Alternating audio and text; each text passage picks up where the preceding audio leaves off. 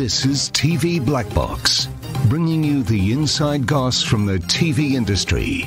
Hello there, I'm Rob McKnight. Welcome to TV Black Box. It's a special edition of TV Black Box as we look at the end of the ratings year. Hamish Turner from Channel 9, he's the head of programming there, is on the line. G'day, Hamish. G'day, Rob. How are you? I'm all right. Here come the claims. Oh, yeah. There's always plenty of claims. I do feel for you guys a little bit in terms of sifting through the facts from fiction.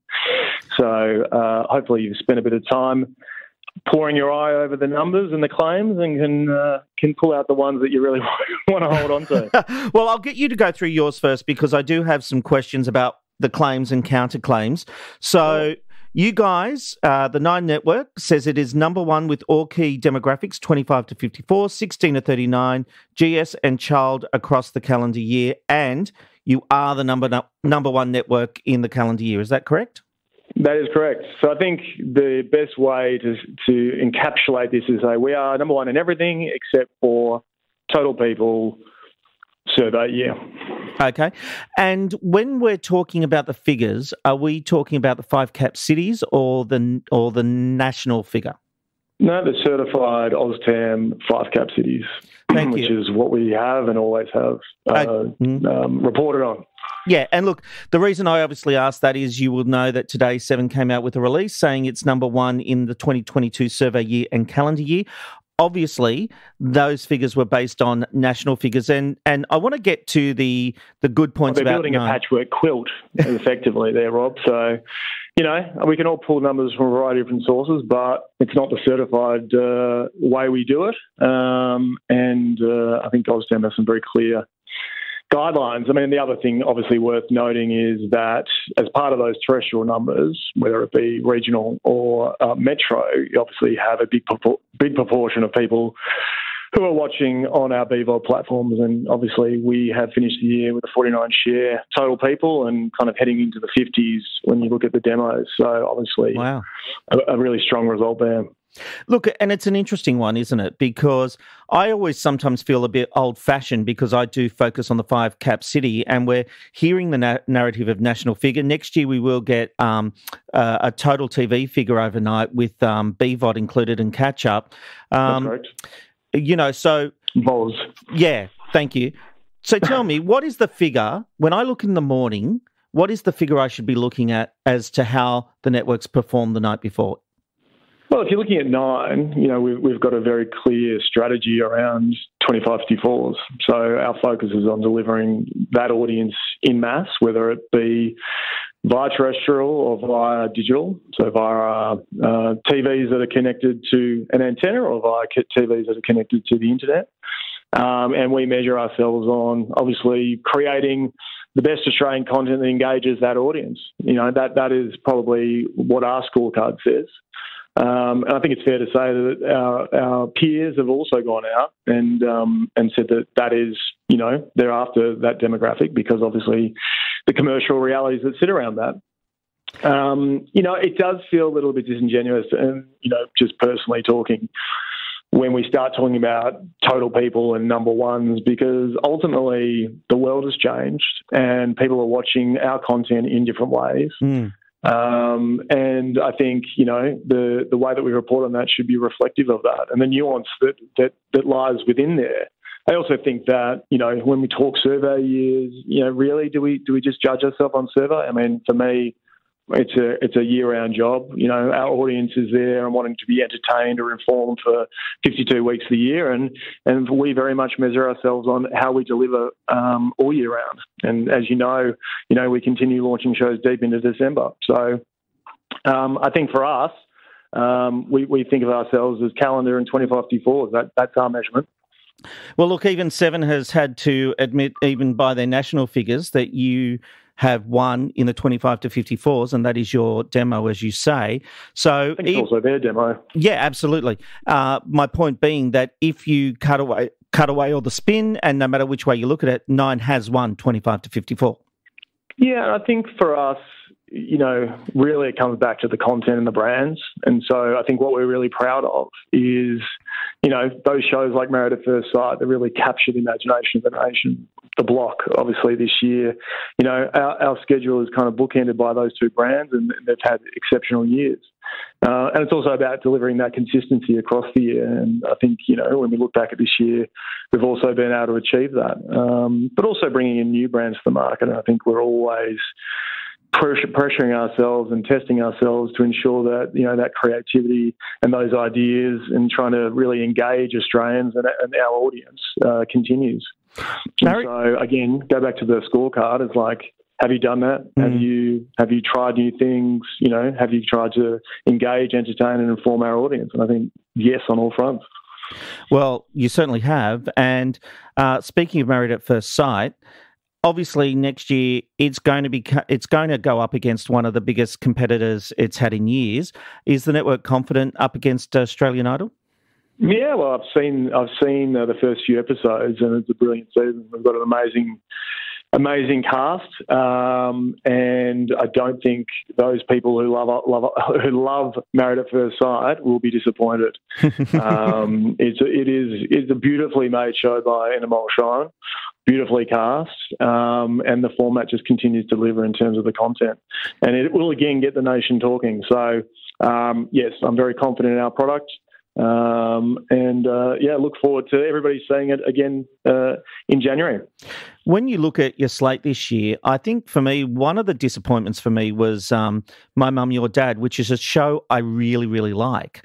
Why do you think it hasn't hit the way I thought it would, actually? I love the concept of it. I love everything about it, the way it's handled, and yet it just doesn't seem to have resonated. Is there a problem with dating shows at the moment? No, I think it's how do you view the performance of that show? The way I'm looking at it is that it's delivered a really strong cross-platform audience. It's done over 150,000 average audience on 9 now, and that's growing. I think the sentiment towards the show has been very strong, and so I think I think that we like the brand, we like the show, and we're thinking about ways in which we can bring that back next year. So, I think it's fair to say the overnight numbers, we probably would have looked for another 100,000, but in terms of its BVOD performance, I think it's done a very strong number. And as I said, great sentiment. So, yeah, I'm pretty happy. And look, we get to this time of the year, it does get lighter, less people around the TV. So I think that needs to be, part of the way we analyse that show and its performance as well. Well, that's a really interesting point about what makes a show worth commissioning for another series. Obviously, these days, it's not just the overnights, it's how it performs on digital platforms. But when you look at a show like Your Mum, My Dad, it sounds like you're keen for another series. What will be the determining factors of that? I think we'll get to the finale on Monday and then really analyse that performance over the kind of 28-day catch-up period. And then look at the sentiment as well, look at some of our retention metrics and kind of see if people stuck with it. I think what we have seen is that the people who have watched the show have really enjoyed it and they've kind of come back. So the retention of that audience has been strong and we haven't seen our BVOD numbers drop off over that period either. So, look, I think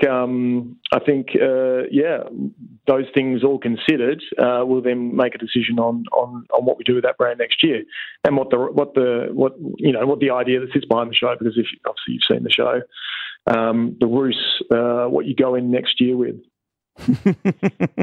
Yes. How would you define 9's 2022 year performance? Sorry, how would I define 2022? Yeah. I think consistency. I mean, I think being able to iterate brands, kind of continue to surprise our audience, and kind of think of different ways to do that as well. I think for us, as a programming and content team, we never want to stand still, and we always want to challenge ourselves, but also challenge our audience. And so, for us, I think we've done that again, and we'll be looking to do that again next year. We have quite a few new brands coming into market, whilst also retaining, those core strength entertainment brands that have done so well for us this year. Are you surprised at how well the block still goes? No, not really. I mean, if you kind of watch the show, especially this season, we changed the format. We kind of sent them into the country. We had an amazing cast. A couple walked off on day 3. That was crazy. It was a hot start, and there was plenty of drama. But at the heart of that show is about the great Aussie dream. It's like buying your own home, and look, it did take it to the next level in terms of aspirational. I kind of looked at the size of those houses and went, okay, that's that is next level. But it never stops surprising to that show. What are you most proud of this year of what you've put to air? Most proud of. I think the combination of shows like Married at First Sight and being able to continually redefine that show and how it has this great ability to capture the nation's imagination, but also really kind of hit the zeitgeist and be part of the conversation. It is absolutely a cultural phenomenon. And you can see that in terms of the numbers and its consumption and the voracious way that the audience consumes and wants to comment and talk about that show, and everything from its linear to BVOD to social metrics, it kind of hits it out of the park. I mean, I think another one is Love Island. We've had 2 years where we've kind of been hampered by COVID. We had to do it in Fiji and Byron. We were hit by La Nina. It was bucketing down with rain a lot of the days. So to be able to get back to Spain and rejuvenate that brand and to kind of have the way it's performed this year, we're up 38% in terms of VOD minutes. It's at 9 now first, so it's really redefining what you can do with Australian formats, especially within the audience that we're trying to target. So I think being able to bring that brand back and really kind of strengthen that brand, obviously with the team at ITV, and obviously Married at First Sight with ESA. But I think, continuing to just evolve the format and evolve our strategy with how Australians are changing the way they consume and being the kind of leaders in the space. What's your big message to advertisers? Look, I think for advertisers, it's really changing the way they view the metrics, and I think VOZ will really help them in terms of how they buy us next year. I'm intrigued about VOZ next year, I've got to say. Sorry? I'm really intrigued about VOZ next year because I do think it's worth noting how people are consuming in an overnight fashion in all measures. But obviously, correct me if I'm wrong, VOZ is a national figure, isn't it? Taking the 5 cap cities and adding your BVOD to that. So it sort of moves the goalposts a bit, doesn't it? Yeah, it does. I also think what it does it provides that unduplicated reach. So it also provides those metrics that people who are buying us, obviously look for. I think also what it does is, for us, there is something about, and this is for advertisers and marketers, there is something about being in a premium content environment that is regulated, that is safe, that gives them surety that they're aligning their brands with brands that have kind of, gold certified. And I think, what we see in the social video market and beyond is that that's not the case. And even as a father, I see that. It's kind of, I kind of shudder to think sometimes what my kids are logging onto when they jump on some of these sites. Believe me, I know the feeling. And the oldest one's only 8, so, they're not even looking for anything yet. It gets worse. And he will discover the Norris nuts. And they are like one of the biggest things on YouTube, let me tell you, those Aussie kids. I think they're Minecraft at the moment, so right. It's pretty safe. There you go. Let's talk about, just quickly, the state of play when it comes in terms to competition. Let's talk commercially. 9 and 7 are in the game. They're fighting hard. You're doing some smart stuff. 10 seems to be really struggling. In fact, I think it's their lowest recorded share ever since OzTam came. Is there room for 3 commercial networks, or is it just a case of if they get a couple of hits, they'll be okay? I think there is absolutely room for 3 commercial networks. I think, they've had some successes this year, especially with a brand like Hunted. I think it came out with some really good numbers for them. And, I think they've had a little bit of a rocky end to the year, but, the way I view that is it would seem that some of those decisions didn't come out of Australia. No, it doesn't seem that way. So I think, it's dangerous. It's dangerous to make decisions for Australian audiences that are coming from through the lens of an Australian eyes is probably how I would put that. Yeah, I think very well said. Or someone who's based in Australia. Yeah. You have mentioned 9Now a lot during this interview. So how important is 9Now and the use of 9Now to your strategy? It's central. I mean, really, our strategy is preparing ourselves for a streaming-first future. We know that there is a significant migration to connected TVs. Now, not everybody watches via the internet on those connected TVs, but that transition and that convergence is inevitable. And so for us, it's ensuring that we create the best transition to follow that convergence path. And what I mean by that is provide the best viewing experience. So a lot of the stuff you would have seen at the upfronts was ensuring that, we're investing in the infrastructure at 9Now, investing in the product, investing in full HD streams, which you're seeing on 9Now, this start over functionality, which we're introducing, which is all about providing utility to our audience. When someone comes in late, they want to jump back to the start, they can now do that. Now, they're the first product updates that we're doing as part of the new 9Now. We'll start. That's a great feature, by the way.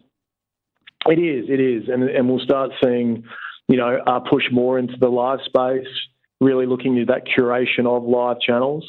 And I think for us, really, it's really about the quality over quantity. We want to ensure that what free TV has always been well known for and synonymous for continues.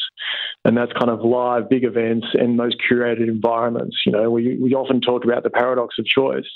Well, we want to help our consumers and our audience be able to navigate through that. And so I think that hopefully has encapsulated a little bit of the thinking around why we see that as such an important part of our future.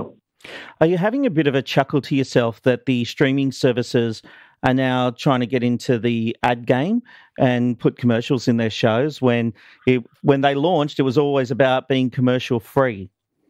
Yeah, look, it again was inevitable because it was a disruption play. Look, I don't know if they knew that, but disruptors often take a hit and they went direct to consumer as well. So they took their content off the market. What we're seeing is content is coming back in the market from people who even have those paywalls. What we're seeing is that they need to open up new revenue lines, and that's why they're going down the ad path. I can say that is not an easy direction to go in, especially if you've got consumers that are used to sitting behind a paywall, not being served with ads. And I think, when you look at the numbers, and now I'm referring to what I'm seeing coming out of the UK, SVOD is very good at delivering, high volume content with niche verticals. And what I mean by that is that what you get in free-to-air is big, unduplicated reach. You create those big moments through sport, through news, through those big entertainment brands that delivers exclusive reach at a moment in time. SVOD doesn't do that. And what we're seeing out of the UK is even their biggest shows aren't getting anywhere near the big free-to-air shows in terms of numbers and engagement. And that's because you've got a whole set of consumers watching across, 1,000 different shows. Now, there are bigger shows in that mix, but even if you look at the numbers for The Crown, it doesn't get anywhere near something like I'm a Celebrity, Get Me Out of Here. So I think it's just an interesting point. And I think, for me, that monetization is more likely to come from social video than necessarily from that kind of premium video environment. Right. Okay. Finally, I need to ask you about the big change of changing presenters. A current affair, at the time of recording, Tracy Grimshaw leaves tonight. How hard is it making that choice of who will replace her in such a pivotal role in prime time that's a nightly current affairs show? Well, I don't have to make the decision, thankfully, so that's Darren Wick. But there's been a lot of discussions about it. There's been a lot of discussions about it. Oh, I may have been privy to some, but, But look, I think it's never an easy decision, obviously. I mean, firstly, Tracy has been in that role for 17 years. She is synonymous with the role. She owns that role. She is the voice of the people, and she does just an absolutely phenomenal job in terms of doing that. And tonight we farewell her and celebrate her career. And I think for us, it's really about giving her that moment to shine and celebrating her esteemed career in the seat of ACA. And that's the focus at this point in time. But I think in terms of where we're going next year, that'll all be revealed in time. And I think we're looking forward to obviously sending off Tracy tonight, and we'll see what comes after that moment. Indeed, and we'll see what comes in 2023. Hamish Turner, thank you for your insights. It's a really interesting to just cut through the spin and find out where you're coming from. Thanks for that. No, it's really you, Rob. Thank you, mate. Cheers, bye.